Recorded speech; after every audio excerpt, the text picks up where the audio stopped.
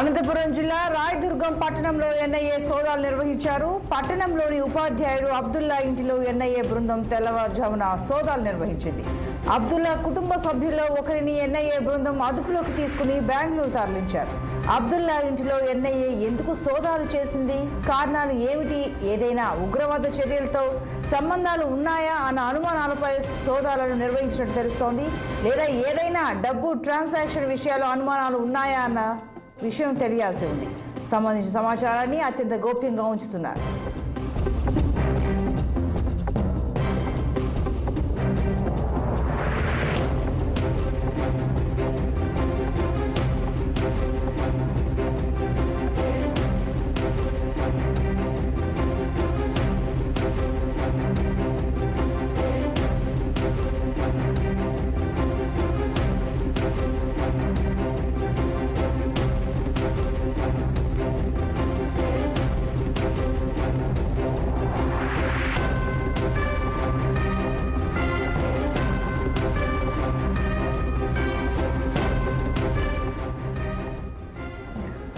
అనంతపురం జిల్లా రాయదుర్గం పట్టణంలో ఎన్ఐఏ సోదాలు నిర్వహించారు. పట్టణంలోని ఉపాధ్యాయుడు అబ్దుల్లా ఇంటిలో ఎన్ఐఏ బృందం తెల్లవారుజామున సోదాలు నిర్వహించింది.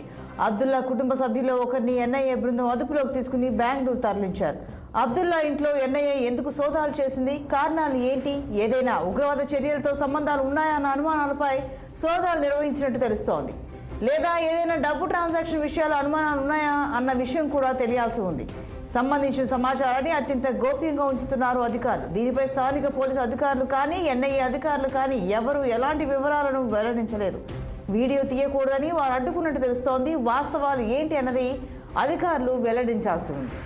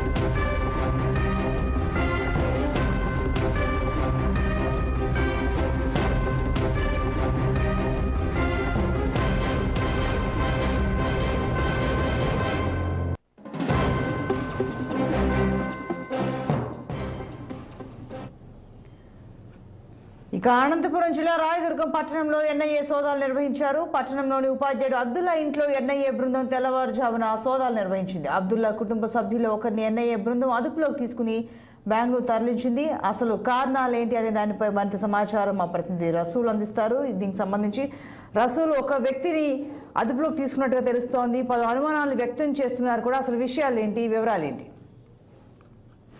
సంతోషమే. అనంతపురం జిల్లాలోని రాయదుర్గం నియోజకవర్గంలో ఈరోజు తెల్లవారుజాము నుంచి ఎన్ఐఏ బృందం 5 మంది దాదాపుగా వచ్చి అక్కడ అబ్దుల్లా ఇంటిలో వేణుగోపాల్ నగర్ సమీపంలోని అబ్దుల్లా ఇంటిలో ఒక రిటైర్డ్ ఉపాధ్యాయ ఆయన ఇంట్లో సోదాలు నిర్వహించింది. అయితే 4 బృందాలుగా వచ్చినటువంటి ఆ బృందం సభ్యులంతా కూడా అక్కడ స్థానిక సభ్యులను కూడా ఎవరిని బయటికి రానియకుండా ఒక్కసారిగా అబ్దుల్లా ఇంటిలోకి వెళ్లారు. స్థానిక పోలీసుల సహకారం కూడా తీసుకునేటువంటి పరిస్థితి.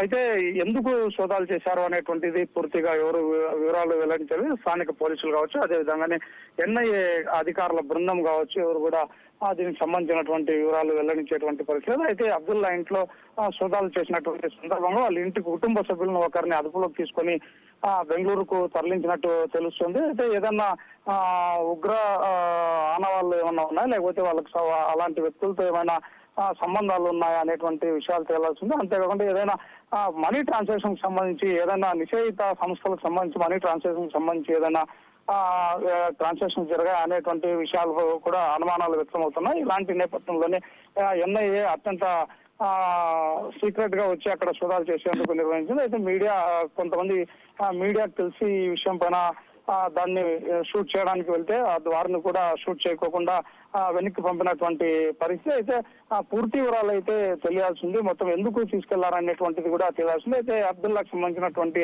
కుమారులు ఇద్దరు బెంగళూరులో ఉంటారు. వారు అందులో ఒకరు సాఫ్ట్వేర్ ఇంజనీర్ గా కూడా పనిచేస్తున్నట్టు తెలుస్తుంది. కుటుంబ సభ్యులు కూడా దీనిపైన ఎవరు కూడా ఎలాంటి విషయాలు చెప్పినటువంటి పరిస్థితి. అక్కడ అయితే స్థానికంగా వారు సోదాలు చేసేటువంటి సందర్భంలో మాత్రం అక్కడికి ఎవరిని రానియకుండా సోదాలు చేసి వారి వెంట ఒకరిని తీసుకెళ్ళినట్టు తెలుస్తుంది. సంతోషం. Right Rasool, thank you.